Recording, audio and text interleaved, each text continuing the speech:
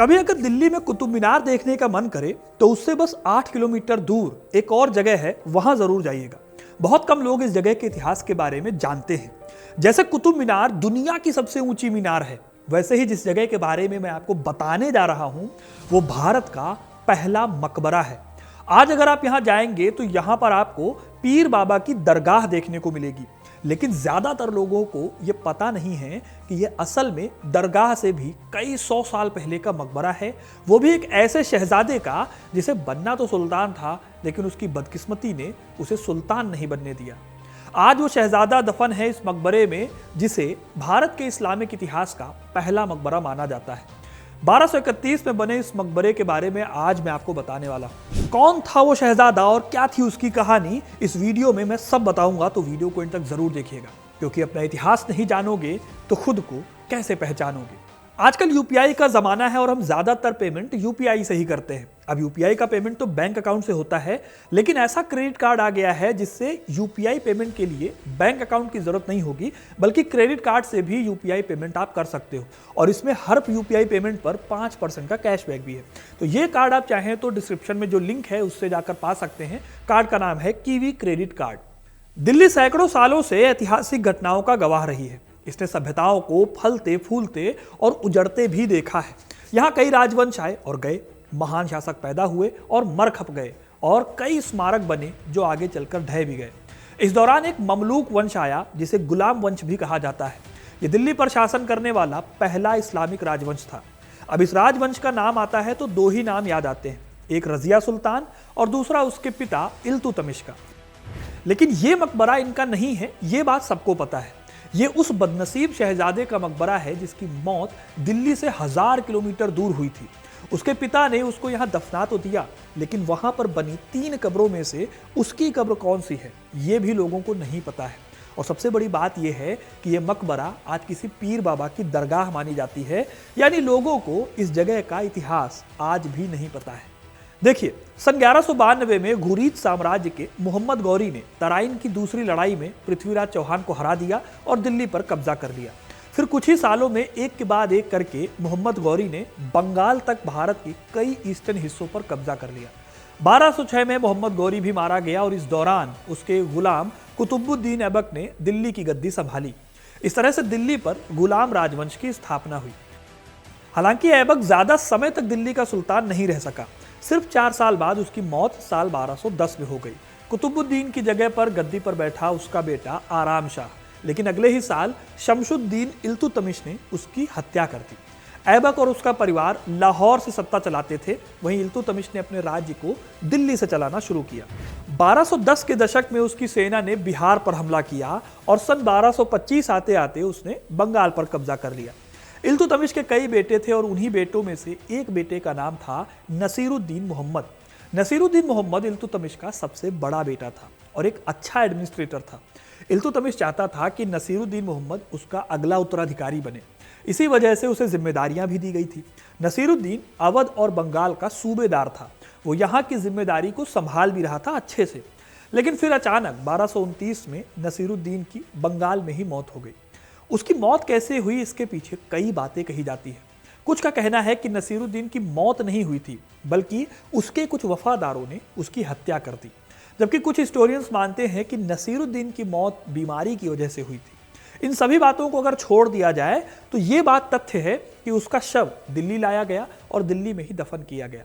जहां उसकी कब्र है वहां पर साल 1231 में इल्तुतमिश ने उसके सम्मान में एक विशाल मकबरा बनवाया। दिल्ली में जगह सुल्तानगढ़ी में पड़ती है। आज ये मकबरा कम से कम 800 साल पुराना हो चुका है। यहाँ एक इंटरेस्टिंग बात और बताऊं तो अगर नसीरुद्दीन की मौत नहीं होती तो रजिया को दिल्ली सल्तनत की गद्दी भी नहीं मिलती। शायद दिल्ली का इतिहास भी कुछ और ही होता, लेकिन किस्मत को यह मंजूर नहीं था। नसीरुद्दीन की मौत हुई और उनकी मौत के बाद वो मकबरा भी बना जिसकी हम बात कर रहे हैं। वहीं नसीरुद्दीन के पिता इल्तुतमिश की कब्र यहाँ से 8 किलोमीटर दूर कुतुब मीनार कॉम्प्लेक्स में मौजूद है। और ये कब्र तो है इल्तुतमिश की, लेकिन इसका मकबरा नहीं बनवाया गया, ना ही रजिया सुल्तान का अपना कोई मकबरा है। नसीरुद्दीन की कब्र को सुल्तानगढ़ी के मकबरे के नाम से जाना जाता है।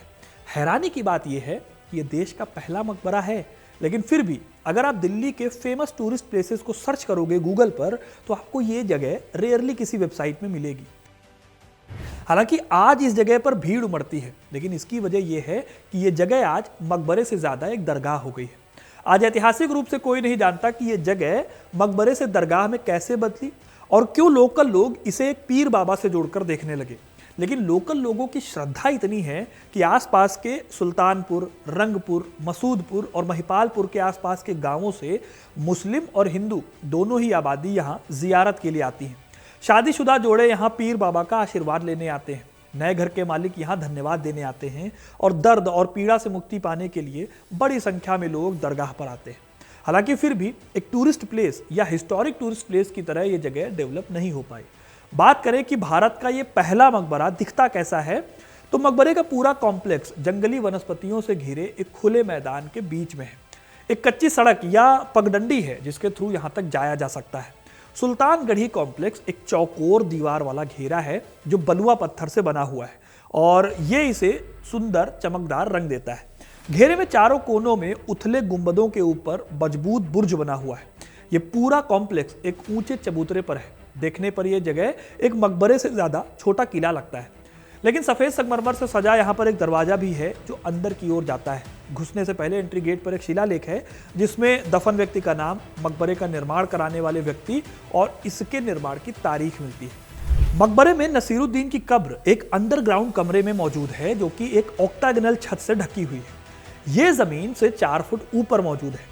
इस कमरे की पश्चिमी दीवार में खंभे हैं और इसमें एक किबला यानी प्रार्थना है जिसमें कुरान के शिलालेखों के साथ संगमरमर से बना एक शानदार मेहराब भी बना हुआ है। माना जाता है कि इसे बाद में जोड़ा गया होगा। इस कमरे में पत्थर से बनी घुमावदार सीढ़ियों से पहुंचा जाता है। सबसे बड़ी बात है कि नसीरुद्दीन की कब्र के पास ही 2 और कब्रें देखने को मिलती हैं। इन तीनों कब्रों के लिए यहाँ पर कोई शिलालेख नहीं मिलता है जिससे ये पता चल सके कि खुद नसीरुद्दीन की कब्र कौन सी है। ऐसा माना जाता है कि सबसे ऊंची कब्र जो है वो नसीरुद्दीन की रही होगी। आज भी यानी कि किसी को पक्के तौर पर नहीं पता कि नसीरुद्दीन की असल कब्र कौन सी है, सिर्फ अंदाजा लगाया जाता है। कोई नहीं जानता कि बाकी की 2 कब्रों में कौन दफन है। पूरा तहखाना अंधेरे से भरा होता है जहां मुश्किल से ही रोशनी पहुंच पाती है। यही वजह है कि तहखाने से बाहर निकलने के बाद आपकी आंखों को थोड़ा सा उजाले में ढलने में थोड़ा कुछ मिनट लग जाते हैं। खैर, आज की डेट में इस मकबरे के इतिहास से लोग अनजान हैं। ये मकबरा पीर बाबा की दरगाह बन गया है, जो इसके लिए बुरा भी है और अच्छा भी है। बुरा इसलिए है क्योंकि इस जगह के असली इतिहास से लोग अनजान हैं। अच्छा इसलिए है क्योंकि भले ही इस जगह के लोग नहीं जानते, लेकिन फिर भी ये बिल्डिंग आज तक बची हुई है। लोगों की श्रद्धा होने की वजह से इस जगह को लोग देखने आते हैं और यहाँ पर भीड़ भी उमड़ती है। तो दोस्तों, ये थी कहानी भारत के सबसे पुराने या सबसे पहले मकबरे की। आपको ये कहानी कैसी लगी कमेंट करके ज़रूर बताइएगा। आपने क्या ये मकबरा देखा है, ये भी आप कमेंट करके ज़रूर बताइएगा।